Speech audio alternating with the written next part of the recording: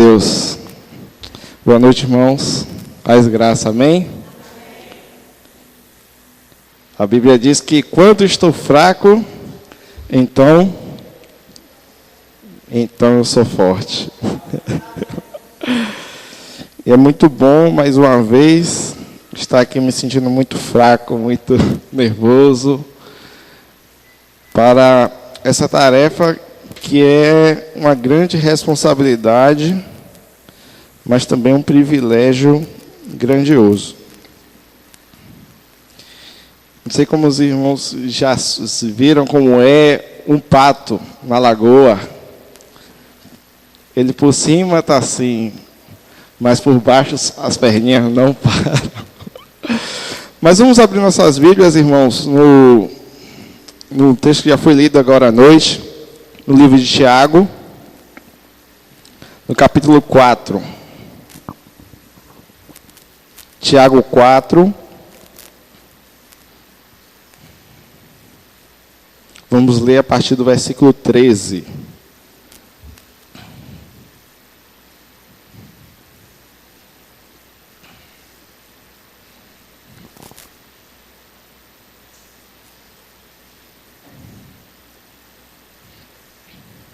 Amém? Todos acharam? Vamos ficar em pé, em testemunho à palavra do Senhor.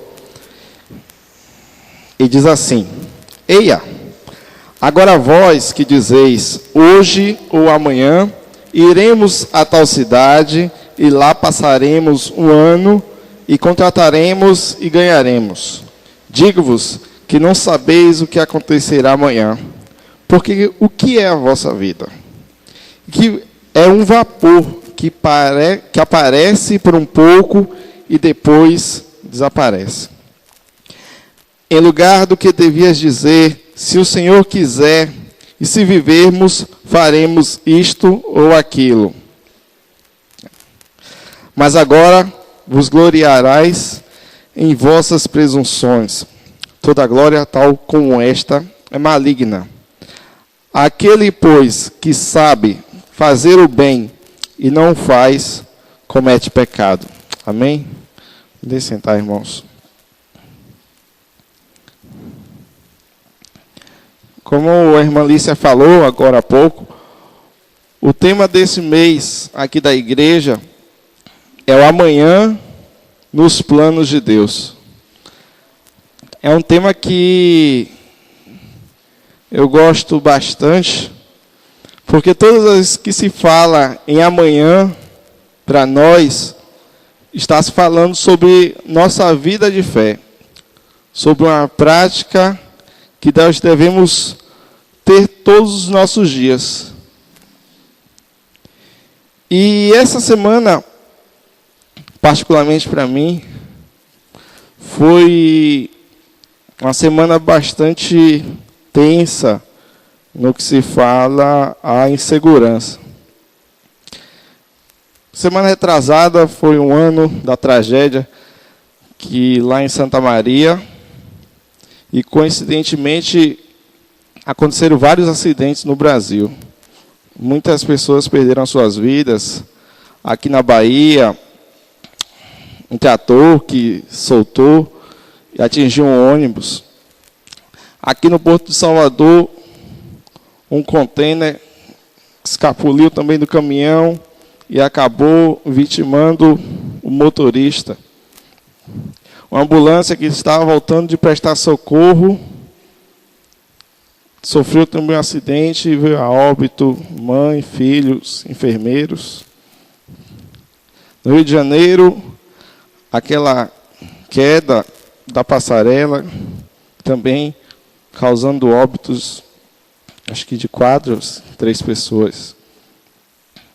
E isso vai acontecendo, para a gente causa uma certa tristeza. Mas quando vai se aproximando mais e mais de nós, a gente começa a ficar mais ainda sensibilizado. Na segunda-feira, nossa irmã Inaê, voltando da faculdade, a irmã de Itaberaba, que está estudando aqui em Salvador, ela quase foi assaltada, ali perto do Bom Preço da Amaralina. A mesma coisa aconteceu com nossa irmã Jane, essa semana. Com nossa irmã Larissa, no ônibus. Quase acontece com minha esposa de novo, no ponto aqui, perto do fim de linha, aqui do Colégio Mário Costa Neto. E isso vai atingindo, isso vai vendo para a gente como nós estamos sujeitos a tantas coisas nessa terra. E essa semana eu, que não sou muito de choro, de muita emoção, eu me peguei soluçando de tristeza pela violência que está acontecendo à nossa volta. E triste, pensando comigo, meu Deus, como está esse mundo? Um mundo que um dia eu quero que seja dos meus filhos, dos meus netos. E como é que vai ser o amanhã? Mas o que a palavra de Deus nos diz? Ela diz que, se o Senhor permitir, faremos isso ou aquilo. E essa frase, ela não se está dizendo apenas da nossa vida, do que nós podemos pensar, planejar, nosso calendário, nossa agenda. Não, ele está falando de todo o universo, de tudo que se move, de uma folha que cai. Tudo está nas mãos do nosso Senhor. E ele diz que, se o Senhor permitir, faremos isso e aquilo. E essa deve ser a certeza que deve nos orientar em tantas circunstâncias. Momentos de dor e tristeza que certamente vêm para abalar a nossa fé. Criar em nós uma incredulidade, baseando unicamente naquilo que nós estamos vendo e não baseando as nossas vistas no que nós não vemos. A fé é crer naquilo que nós não vemos.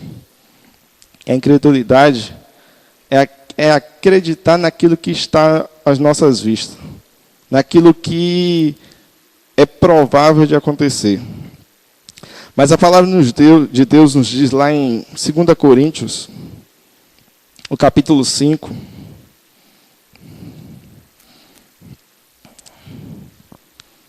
segunda carta de Paulo aos Coríntios, no capítulo 5.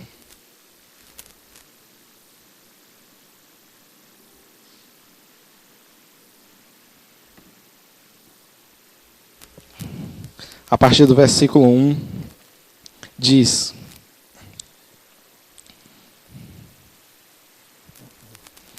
porque sabemos que, se a nossa casa terrestre deste tabernáculo se desfizer, temos de Deus um edifício, uma casa não feita por mãos, eterna nos céus. E por isso também gememos, desejando ser revestidos da nossa habitação, que é o céu. Se todavia, estando vestidos, não fomos achados nus. Porque também nós, os que estamos neste tabernáculo, gememos, carregados, não porque queremos ser despidos, mas revestidos, para que o que é mortal seja absorvido pela vida. Ora, para que isso mesmo nos preparou foi Deus, o qual nos deu também o penhor do Espírito. Por isso estamos sempre de bom ânimo, sabendo que, enquanto estamos no corpo, vivemos ausentes do Senhor, porque andamos por fé e não por vista. Amém. Vamos falar esse versículo 7 todos juntos? Porque andamos por fé e não por vistas. Esse texto acaba de ser quase com uma pegadinha para as nossas vidas. Porque muitas vezes a gente canta, a gente louva, a gente ora ao Senhor e pede coisas que a gente, muitas vezes a gente nem percebe o que estamos falando. E se a gente passa muito rápido nesse versículo 7, que é tão pequeno, a gente não percebe a declaração do que nós acabamos de fazer. Em qual local nós nos colocamos? Nós estamos dizendo que nós não andamos segundo aquilo que nós vimos. Nós não andamos segundo aquilo que nós esperamos. Nós não andamos segundo aquilo que nós sentimos. Nós andamos por fé. E nós temos muitos planos. Nós colocamos o nosso dia a dia e é natural a gente querer coisas para o nosso futuro. Todos nós temos algo a alcançar, algo como meta, mas, como foi dito aqui mais cedo, se pararmos para pensar, não é Deus que tem de abençoar os nossos planos, mas somos nós que devemos nos habituar aos planos de Deus nas nossas vidas. Porque Deus tem para nós promessas. Ele não diz para a gente, faça o que você quiser e a gente vai dando um jeito. Não. Deus diz assim, essa é a minha palavra, esses são os meus caminhos, andai por ele. Essa é a nossa função. E a gente busca muitas vezes fazer o que nós não queremos. Nós estamos na leitura bíblica e nós percebemos que o povo de Israel, como ele começa a querer fazer o que agrada a eles. A gente se encontra lá em Êxodo e aquele povo, a gente fica assim abismado com aquele povo que viu tantas maravilhas, Deus operando, Deus enviando as pragas, Deus os libertando, e em menos de 60 dias, aquele povo corrompido fazendo imagens de esculturas e deixando os caminhos do Senhor. E muitas vezes a gente gosta de falar do povo de Israel, um povo cabeça dura, ou povo teimoso, ou povo de dura servidez. Tudo aquilo que fala na palavra a gente gosta, já está na palavra, então a gente fala também deles. Mas a gente deixa de encarar que nós somos semelhantes àquele povo. Nós muitas vezes desprezamos tantos os benefícios, tantos os milagres que nós contemplamos em nossas vidas e arcamos com passos e vidas de ingratidão perante o Senhor. Nós não vimos as 10 pragas do Egito, mas tenho certeza que na vida de cada um aqui, inclusive na minha, Deus já operou milagres que vão além da nossa imaginação, vai além dos nossos planos. E é isso que é viver por fé. É viver com a gratidão tal pelo que o Senhor já fez, que nós não precisamos ver mais nada para crer de que Ele está operando e irá operar ainda mais nas nossas vidas e através de nós. E nós queremos isso, nós queremos que os nossos planos sejam de acordo com a vontade do Senhor. Mas falar é muito fácil. Fica aí na frente falando. Eu vi essa semana no meu trabalho, numa hora difícil, lá um colega meu se chateou com outro. E eu falei, rapaz, não precisa fazer isso não. precisa falar assim com o outro. Aí ele me disse bem assim: na teoria é muito fácil. E assim, naquela hora eu vou falar o quê para alguém que não conhece a palavra? Eu vou dizer a ele assim: olha só, o Espírito de Deus nas nossas vidas testemunha que nós temos o mesmo Espírito que Cristo. E ele diz que ele venceu o mundo e nós também vencemos. Eu vou poder dizer uma coisa dessa? Eu só pude dizer a ele de que era possível. Era possível. Eu sei que é possível. E o que eu ouvi em resposta de que era possível foi que Marcos Paulo, crente é quem tem vocação. Você tem vocação para ser crente. Não deixa de ser verdade. Porque o Espírito Santo de Deus, quando faz morada em nossas vidas, ele nos restaura. Ele nos dá as condições para sermos do agrado do Senhor. E nós olharmos para nossas vidas, encontramos nossas mãos egoístas, tratando em tantas coisas, colocando as nossas falhas, os nossos pecados, e isso vem entristecer nossas vidas.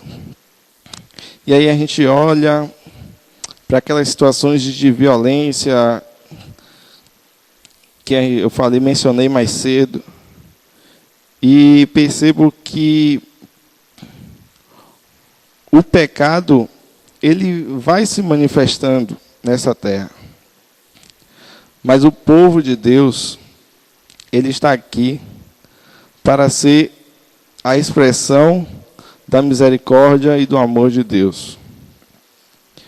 Para que ele possa, em meio a essas situações, conseguir virar a outra face, só o amor de Deus. Só o amor de Deus que nos fará perdoar. Só o amor de Deus nos fará ir em direção àqueles que estão se excluindo, que estão abandonando a vida de comunhão.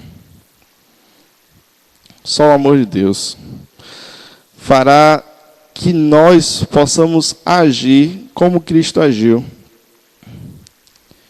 Olhar que Cristo deixou a sua glória por amor a todos nós e veio padecer por cada um de nós. Isso deve transformar a nossa vida. E quando a gente olha para Jesus e percebe de que como foi que ele nasceu? Onde ele nasceu? Não é Natal, mas se a gente deve pensar constantemente de como foi a trajetória de Cristo aqui na Terra. Ele nasceu numa condição mais baixa possível. É loucura hoje pensar de que nós estaríamos naquelas condições. Deus me livre de estar naquela condição. Mas se a gente for parar para pensar de que ali, naquela estrebaria, ali, longe de todos, estava nascendo o Rei dos Reis, o Senhor dos Senhores. E tudo isso foi planejado pelo Pai Todo-Poderoso. Jesus nasceu naquelas condições para mostrar que não são as condições que conduzem as nossas vidas. Não é o local que a gente nasce, não é o local que a gente vai, não é as condições financeiras que nós temos que determina quem nós somos. O que determina quem nós somos é o que a palavra dele diz de nós. E ao avançar da vida de Jesus, nós percebemos que ele viveu como nós nunca vamos querer viver. Ele viveu constantemente sendo abandonado pelos seus. A Bíblia diz que ele veio para os seus e os seus não os receberam. Ele cresceu, a palavra de Deus diz de que os irmãos dele chacoteavam dele. Os irmãos dele menosprezavam ele. Mais à frente no seu ministério, muitos os abandonaram. É o que a palavra de Deus diz. Essa, narrando, não parece ser a vida de quem venceu o mundo. Porque Cristo venceu o mundo. E se nós formos olhar para a morte, não parece. Não parece com a vida de um Salvador. Não parece com a história do Rei do Universo, do Criador de todas as coisas. E a gente deve abrir os nossos olhos claramente para isso. De que ele não injuriava quando injuriavam. Jesus não olhou nem por um instante com mágoa, com raiva, com desapontamento para os seus discípulos, muito menos para aqueles soldados que vinham até ele. Irmão Antônio, hoje na aula, falando de quando foram prender Jesus, ele falou, sou eu. Na verdade, ele disse, eu sou. E os soldados caíram. E se a gente for fazer a gente tem que ler os 4 evangelhos e a gente ir enquadrando certinho, fato a fato. E assim como fala nisso em um evangelho, em outro, menciona que Pedro puxou a espada e cortou a orelha de um dos soldados.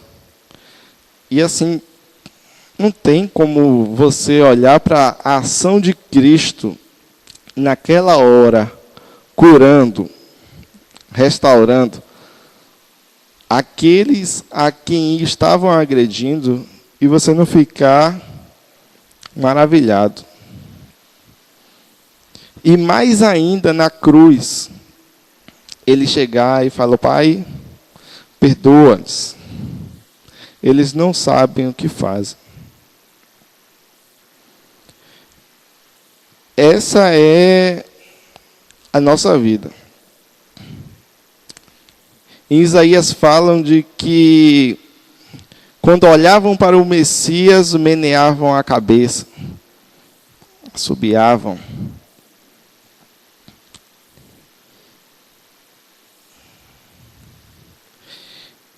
E ele ressuscitou, ele nos restaurou na sua ressurreição, ele nos fez na sua ressurreição, ele nos aproximou do Pai na sua ressurreição. Ele é o primogênito de muitos irmãos. E graças a Deus nós somos esses irmãos. E a vida de Cristo deve ser para nós o exemplo, a referência, aquela paz que nós devemos buscar de que o amanhã pertence ao Senhor. Não pertence ao que nós passamos, não de onde nós viemos.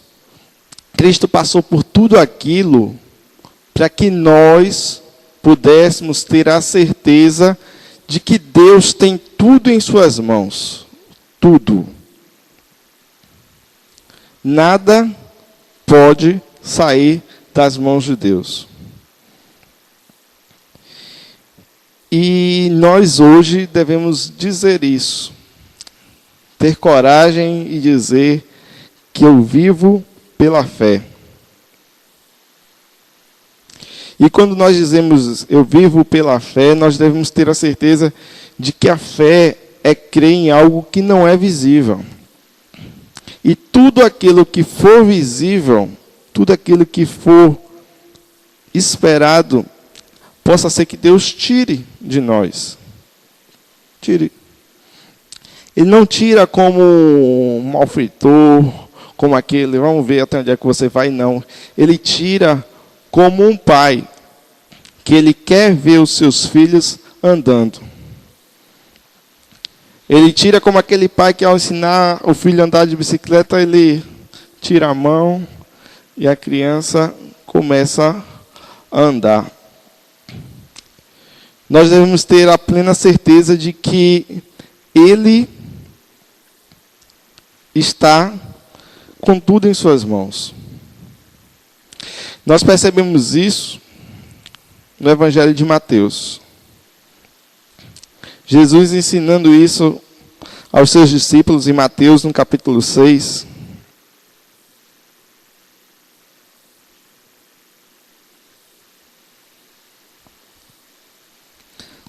Mateus 6, versículo 34.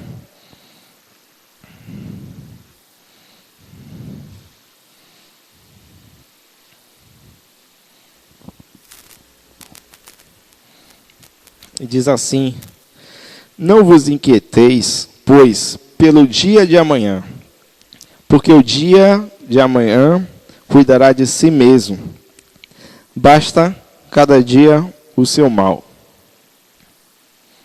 Jesus está ensinando aos seus discípulos a eles não andarem ansiosos sobre coisa alguma. Principalmente em relação ao dia de amanhã. Principalmente em relação àquilo que não está nas nossas mãos. O que está em nossas mãos é o hoje. É o presente.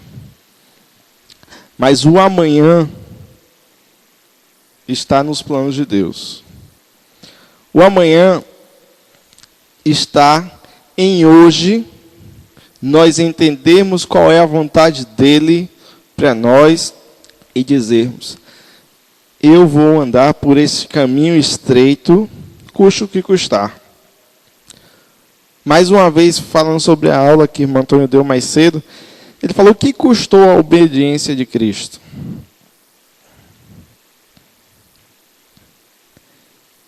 Cristo obedeceu ao seu Pai até as últimas consequências.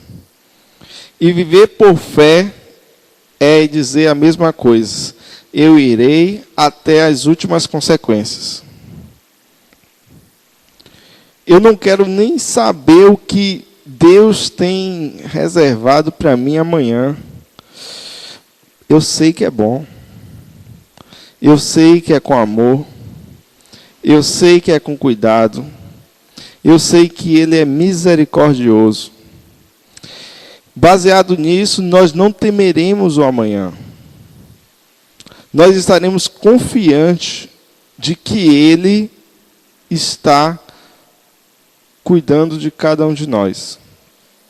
Ele é o Todo-Poderoso. Nada pode fugir ao seu controle. E muitas vezes a nossa alma dentro de nós fica agoniada, fica abalada. Como o salmista diz: porque estás inquieta, ó minha alma? Espera, porque ainda louvarei ao Senhor.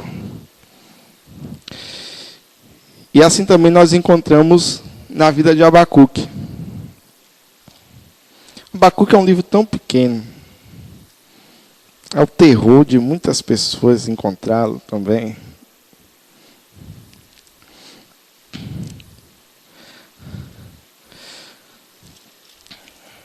Abacuque, na nossa leitura bíblica, acho que em um dia acho que já vai embora. Mas a gente tem que prestar bastante atenção de que ele é um rapaz, é um homem que está questionando a Deus. Até quando gritarei justiça e não me ouvireis? E Deus aparece, Deus fala a Abacuque, e o testemunho desse homem é coisa linda de se ouvir e de se ler. Abacuque, do capítulo 3, no versículo 17, diz assim: porque ainda que a figueira não floresça, nem haja fruto na vide, ainda que decepcione o produto da oliveira, e os campos não produzam mantimento, ainda que as ovelhas da manhã sejam arrebatadas, e nos currais não haja gado. Todavia, eu me alegrarei no Senhor, exultarei no Deus da minha salvação. O Senhor Deus é a minha força, e fará os meus pés como das servas, e me fará andar sobre as minhas alturas. Sobre as minhas alturas, a gente pensa logo nas montanhas e sobre algum lugar alto, claro. Mas Abacuque está dizendo de que as minhas alturas, aquilo que eu penso, sobre aquilo que eu imagino, Deus me faz andar, me leva a lugares que eu nunca imaginei. Independente do que esteja acontecendo à minha volta. Independente do que hoje esteja vivendo. Todavia, eu me alegrarei no Senhor. Ele foi um homem que recebeu uma revelação grandiosa do Senhor. Porque textos semelhantes a esse é encontrado somente no Novo Testamento. Alegrai-vos, outra vez vos digo, alegrai-vos no Senhor. Alegrai-vos sempre. Isso já foram dois textos diferentes. E Abacuque aqui no Velho Testamento, antes do Pentecoste, antes do batismo com o Espírito Santo, vem e diz isso: assim, eu me alegrarei ao Senhor em qualquer circunstância. Não importa o hoje ou amanhã, eu sei quem é Deus. E nós devemos dizer de igual maneira: eu sei quem é Deus. Eu conheço o amor de Deus, porque Ele me tirou das trevas e me transportou para o reino do seu amor. Eu sei de onde Deus me tirou e eu sei para onde Ele vai me levar. Eu ainda não estou vendo muita coisa melhor dentro de mim hoje, mas eu sei aonde Ele está me conduzindo. E chegaremos à estatura de varão perfeito em Cristo Jesus. Toda pregação ela tem uma introdução, desenvolvimento e conclusão. Não é seminarista. Mas a conclusão de hoje não terá. Porque para a vida de cada um de nós ela é diferente. A situação de que cada um de nós está passando é particular. Mas nós temos um Deus que é um. E Ele, de uma maneira grandiosa, Ele cuida de todos nós. E Ele cuida de nós, não unicamente olhando para o problema que nós estamos passando, não. Ele cuida de nós com o amor dEle que é sobre todos nós. E o nosso caminho é nós andarmos no caminho do Senhor. Os nossos planos devem ser ajustar os nossos planos a fazer a vontade dEle, a conhecer a palavra dEle mais e mais, a meditar nela de dia e de noite. Só assim nós teremos o prazer, o privilégio de chegarmos a sermos chamados de filhos de Deus. Porque Ele operou em nós e hoje Ele nos ajusta. Ele vai nos conduzindo a fazer a vontade dEle. E por mais difícil que possam ser os dias, ou alegres. Porque muitas vezes a tristeza nos desmotiva, mas a alegria também, ela nos encanta. Mas que nada disso possa nos afastar da certeza do que Cristo operou em nossas vidas e do que Ele quer para cada um de nós. Deus, nós te damos graça, Senhor, porque o Teu amor é grandioso, Senhor. Nós olhamos para as circunstâncias às nossas voltas e elas vêm combater contra a nossa fé, Senhor. A violência, a morte, a doença, são tantas, Senhor Deus, circunstâncias que nos rodeiam. Mas nós queremos estar com os nossos olhos no Senhor, Pai. No Senhor. Que independente, Senhor Deus, do que esteja à nossa volta, Pai. Como lemos no texto aqui, Senhor Deus, do que Abacuque disse, nós também queremos dizer. Ele estava vivendo um ambiente, Senhor Deus, de campo, Senhor Deus, um ambiente rural, e ele disse que se não houver mais ovelhas, se os frutos não produzirem, Senhor, ele se alegraria no Senhor. E nós, Senhor Deus, nós queremos dizer a mesma coisa, Pai. Mesmo, Senhor Deus, que sejamos traídos, Senhor. Mesmo, Senhor Deus, que não ouçam, Senhor Deus, a nossa voz. Mesmo, Senhor Deus, que venham nos agredir, venham falar mal de nós, venham, Senhor Deus, tentar contra nossas vidas, Senhor Deus. Nós queremos nos alegrar no Senhor, Pai. Porque a Tua palavra diz, Senhor Deus, que nós devemos temer unicamente, Senhor Deus, aquele, Senhor Deus, que tem o poder de todas as almas nas mãos, Pai. Nós queremos, Senhor Deus, que Tu tens operado coisas grandiosas, Pai. E nós queremos nos render à Tua palavra mais e mais. Nós queremos, Senhor Deus, com todas as nossas forças, nos apegar e cumprir os Teus mandamentos, Pai. Cumprir as Tuas ordenanças. E como Cristo, Senhor Deus, que foi até as últimas consequências. O autor de Hebreus fala, Senhor Deus, de que Ele foi derramar o seu próprio sangue, lágrimas, tudo isso, Senhor Deus, mas não se corrompeu. Assim também nós, Senhor Deus, nós queremos estar em Tua presença. Obrigado, Senhor Deus, porque Tu já fizeste a obra por nós. Nós queremos unicamente nos apropriar, Senhor. Tomar a consciência, Senhor Deus, de que o Senhor já operou grandiosamente em nossas vidas. E irmos, Senhor Deus, àqueles que precisam de Ti.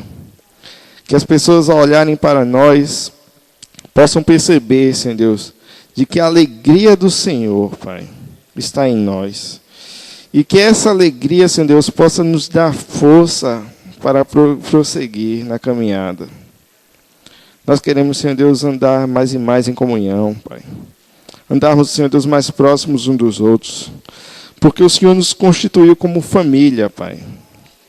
Como povo de Deus.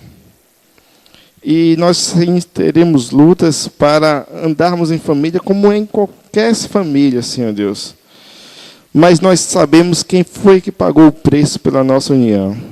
E nada, Senhor Deus, nada poderá nos separar deste amor. Que possamos dizer, Senhor Deus, que nada, nem perigo, nem espada, nem morte, nem anjo, Senhor Deus, nem coisa alguma do presente, muito menos do porvir, poderá nos separar do amor de Deus. Nós cremos, Senhor Deus, que o Senhor é fiel. E queremos, Senhor Deus, andar conforme a Tua vontade sempre, Pai. Queremos te amar mais e mais. Eu te louvamos por tudo em Cristo Jesus. Amém, Senhor Deus.